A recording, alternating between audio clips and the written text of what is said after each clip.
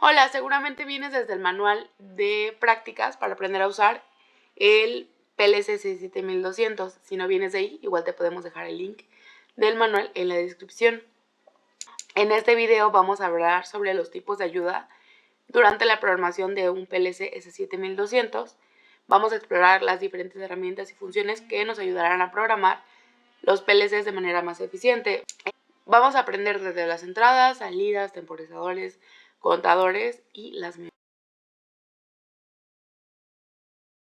Las entradas son componentes que se utilizan normalmente para leer señales de entrada a dispositivos externos, como serían los sensores o interruptores. Van a mandar una señal para que active salidas. Primero vamos a hablar de las entradas digitales, que son utilizadas igual para leer señales de entrada discretas, como la posición de un interruptor o la presencia de un objeto. Estas los vamos a dividir en normalmente abiertas, que una normalmente abierta es una entrada que se encuentra en estado de alta impedancia, abierta básicamente, cuando no se encuentra ninguna señal de entrada. Entonces, acá está un ejemplo, por ejemplo. Una señal normalmente abierta puede ser utilizada para ver la posición de un interruptor que se encuentra en estado apagado, cuando no se encuentra ninguna señal de entrada, por ejemplo aquí. Y una entrada, por el contrario, una entrada normalmente cerrada, por el contrario, se encuentra en estado de baja impedancia, cerrada, cuando no se encuentra ninguna señal de entrada. Aquí está otro ejemplo. Una entrada digital normalmente cerrada puede ser utilizada para la posición de un interruptor cuando se encuentra en estado de encendido, cuando no se encuentra ninguna señal de entrada. Aquí estaría normalmente abierta y esta es normalmente cerrada. Vamos a ir aprendiendo conforme vaya avanzando para saber cuándo utilizamos una y cuándo utilizamos otra y así no tener errores al momento de utilizarlas. Se escriben de esta forma. IVA significa que es una entrada digital. Ese es el número del byte y ese es el número del bit.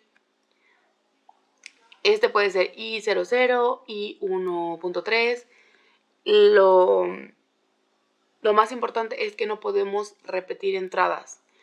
Si ya usamos I00, vamos a renombrar otra diferente. O sea, la podemos volver a llamar, pero va a seguir siendo, si ya nombramos un componente como I00, ese va a ser el único componente que se va a llamar así para no perdernos y tener una mayor organización. Esas son las entradas analógicas, que igual son utilizadas para leer señales de entrada continuas, como sería la temperatura, la presión, el nivel de un tanque, la velocidad de un motor, etc. Podemos ser utilizadas para llevarla en un proceso industrial y controlar que el dispositivo, la salida del dispositivo de control, por ejemplo, sea constante y se mantenga así. Y en cambio se nombran, en vez de I, lleva una A, I, 0. Y en resumen, la principal diferencia entre las entradas digitales y las entradas analógicas es que las entradas digitales solo pueden leer señales de entrada discretas, mientras que las entradas analógicas pueden leer señales de entradas continuas.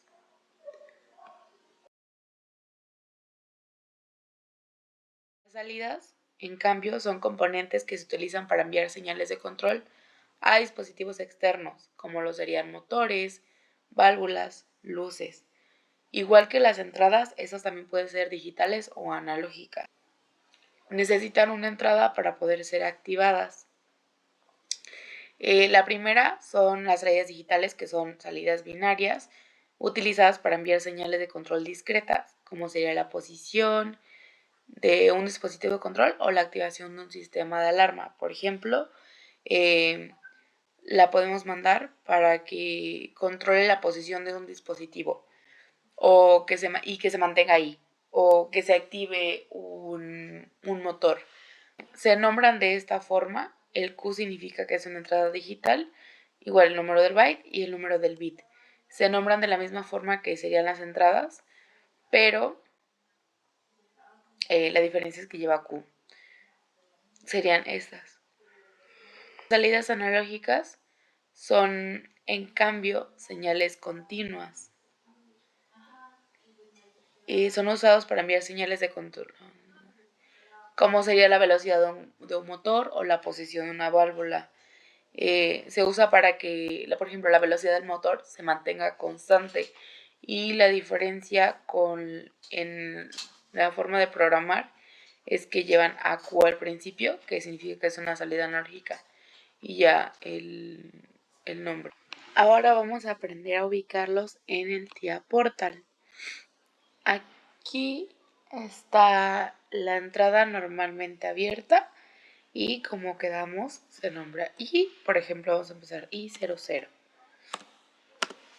Este podría ser un botón de arranque, y vamos a crear uno con botón de paro. Este sería un contacto normalmente cerrado. Se tiene que nombrar diferente al primero. Este puede ser I0.1, I1.0, por ejemplo. Podemos ir variando, depende de cómo nos acomodemos. Este es normalmente abierto, este es normalmente cerrado. Las salidas se acomodan de este lado. Por ejemplo, puede ser Q igual 0.0, porque esta es entrada, esta salida pueden ser nombradas igual, pero son diferentes porque justo el I que indica que es entrada y el Q que indica que es salida. Podemos volverlo un botón de paro, se pondría de este lado, se vuelve a llamar. Ahora vamos a aprender a la salida abajo. Vamos a poner este abierto y se llama al Q00.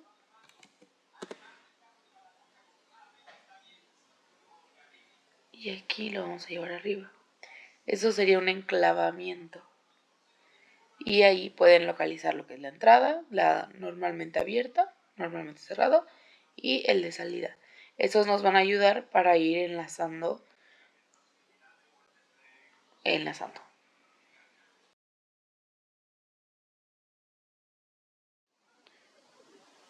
Nuestro siguiente componente serían los temporizadores. Los temporizadores son componentes que se utilizan para controlar el tiempo de ejecución de una instrucción o un proceso industrial. Existen varios tipos. Aquí vamos a abarcar el TON, el TOF y el TP. El TON es el primero, que es un temporizador de retardo en la conexión. Esto significa que el temporizador se va a activar cuando se cumple una condición específica y se desactiva después de un tiempo determinado. Ahora vamos a aprender a configurar el timer en el TIA Portal. Los timers los vamos a encontrar de este lado, aquí en timer, y ese sería el TON. Pero para iniciar el TON necesitamos colocar una entrada. Esa sería la entrada, por ejemplo, I1.3. La entrada I.3, 1.3, le va a enviar un mensaje de entrada al temporizador 1. Una vez que eso se activa, el tiempo va a empezar a correr. El tiempo lo vamos a determinar de este lado. Se mide en milisegundos, por lo cual, por ejemplo, 100 milisegundos es un segundo, 500 milisegundos son 5 segundos, etc. Y cuando esté corriendo, aquí nos va a mandar el conteo cuando ya haya pasado el tiempo. Y por ejemplo acá, vamos a colocar, no sé, que una vez que pase el tiempo, active una salida. La salida puede ser Q 1.5. Entonces, cuando la entrada se active, va a empezar.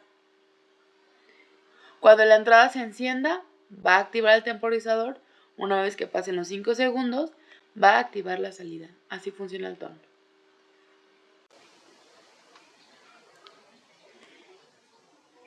El siguiente es el temporizador de retardo de la desconexión, el cual sería el TOF.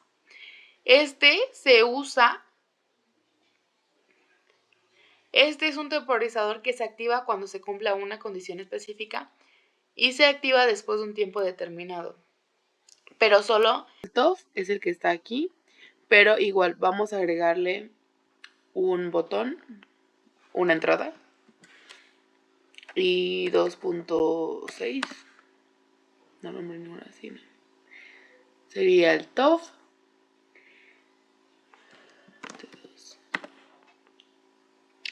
Igual vamos a dejarlo en 5 segundos. Ahora, por ejemplo, en cuanto, si la entrada está encendida, va a estar detenido. En cuanto se apague, va a empezar a correr para justo apagarse. Se enciende, apaga. Igual vamos a colocar una salida. Q2.6. Ay, hoy traigo algo con el 6. Entonces, enciende la salida y corre el tiempo para poder apagarse. En cuanto pasen 5 segundos, Q2.6 se va a detener o apagar si es una luz, un motor, etc. El siguiente es el temporizador de pulso, el cual básicamente se activa durante un tiempo determinado y se desactiva después de ese tiempo. Puede ser utilizado, no sé, para controlar el tiempo de pulso de un dispositivo de control y nos aseguramos de que se active durante ese tiempo exactamente. Y es genuinamente lo mismo. Vamos a colocar lo mismo, una entrada, la cual va a ser responsable de darle el pulso a nuestro TP, por ejemplo que sea 5.3. Vamos a colocar el TP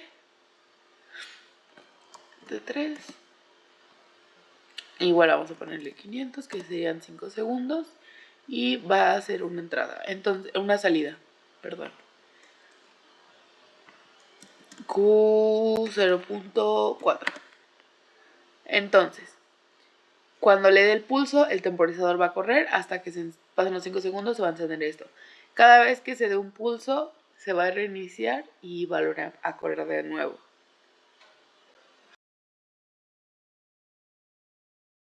Enseguida vamos a aprender acerca de los contadores.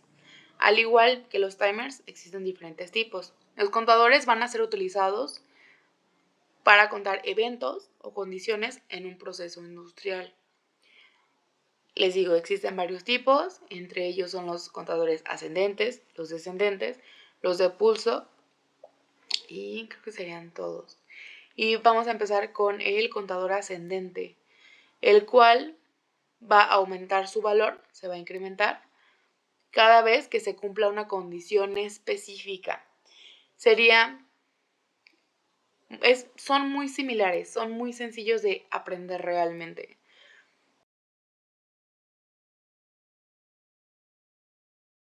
Los contadores están justo abajo de los timers, están de este lado. El contador ascendente es CTU y funcionan muy similar. Vamos a colocar una entrada. La vamos a nombrar como I4.5.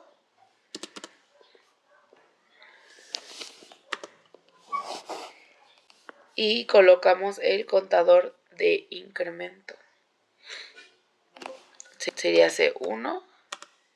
Contadores están justo abajo de los timers, están de este lado.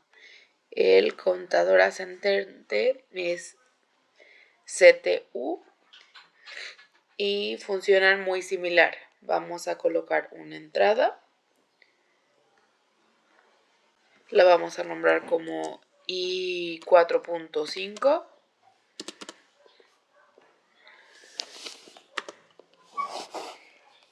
Y colocamos el contador de incremento. Aquí vamos a colocar cuántos va a aumentar. Cuando llegue a 10, por ejemplo, va a activar una salida. Q0.6. Creo que ya no.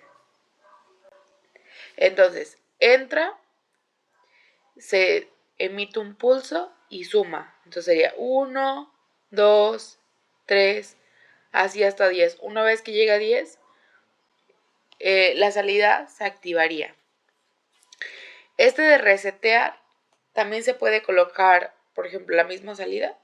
Podemos colocar Q0.6 y cada vez que llega a 10 va a volver a empezar el ciclo. Llega a 10 iniciamos de nuevo y otra vez 1, 2, 3 y así sucesivamente. Podemos usar esta ventaja de muchísimas formas. El siguiente contador es el contador descendente, el cual va a disminuir, al contrario, disminuye su valor cada vez que se cumple la condición. Descendente está de este lado, STD. Vamos igual a ingresar. Este va a ser al contrario, en vez de sumar cada vez que se registre una entrada, va a restar, obviamente, porque va en descendencia. C2. Entonces, lo mismo, entra la salida, cuenta y va restando.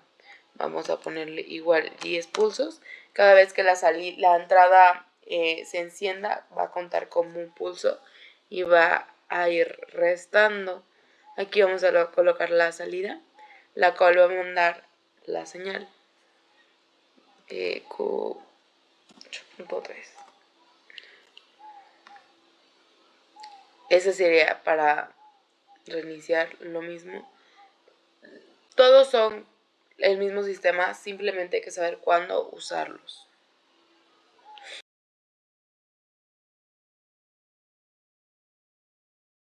El último contador es el CTUT, que es el de decremento e incremento. Es el que une los dos anteriores.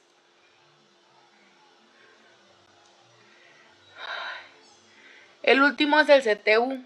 Es un contador que puede aumentar y disminuir su valor en función de las condiciones de entrada. Es una unión entre los dos anteriores, pero este sirve para llevar un control más allá, cuando hay una entrada y salida constantes. Y así todo queda englobado en uno solo y ya no hay tanto problema.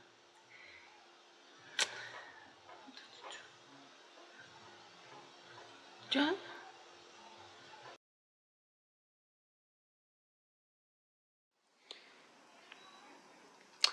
Las siguientes son las memorias. Las memorias van a ser nuestro apoyo más cómodo y una vez que aprendamos a utilizarlas, van a ser nuestra salvación al momento de programar para que tanto sea muy entendible para nosotros como funcione, para que funcione el programa correctamente. Las siguientes son las memorias. Las memorias van a ser nuestro apoyo más cómodo y una vez que aprendamos a utilizarlas, van a ser nuestra salvación al momento de programar para que tanto sea muy entendible para nosotros como funcione, para que funcione el programa correctamente. Las siguientes son las... En la mayoría de los programas que vamos a hacer vamos a ocupar memorias. Son muy simples. Es como si guardaras la información en una cajita y las mandaras a llamar cada vez que las necesitas. Un ejemplo muy básico, por ejemplo, es este que es un enclavamiento. Aquí, en vez de que sea Q00, vamos a nombrarlo como una memoria. Sería la memoria 0.0 y aquí igual la vamos a volver a llamar en vez de que sea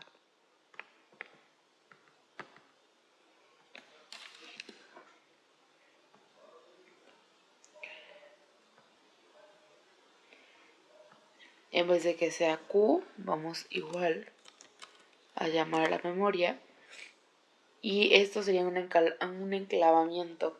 Esto es básicamente lo que es un botón de paro, un botón de inicio. Para que este botón de paro sea considerado un paro de emergencia, podríamos ponerlo en cada una de las secciones. Esto es lo que ya aprendimos de los temporizadores y contadores. Cada vez que llamemos a la memoria, ella va a aparecer. Por ejemplo, acá vamos a hacer uno sencillo. No sé. Y 6.9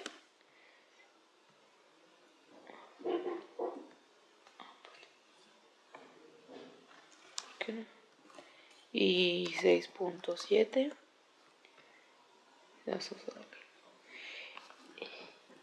y 6.7 y vamos a llamar esto cuando el botón de inicio y no sé, el sensor y 6.7 estén activados,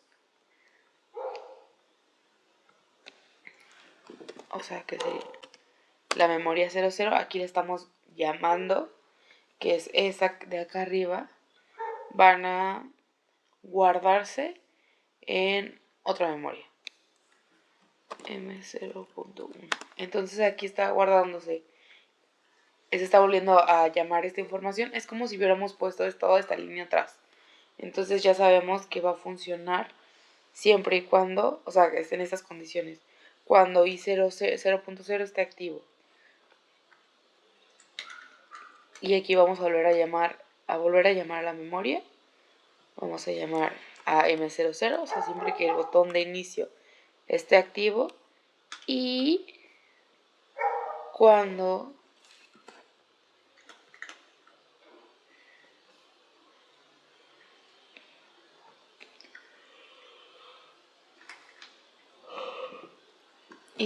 la memoria i0.1 también está activa, se va a encender una luz LED que sería una salida Q4.3.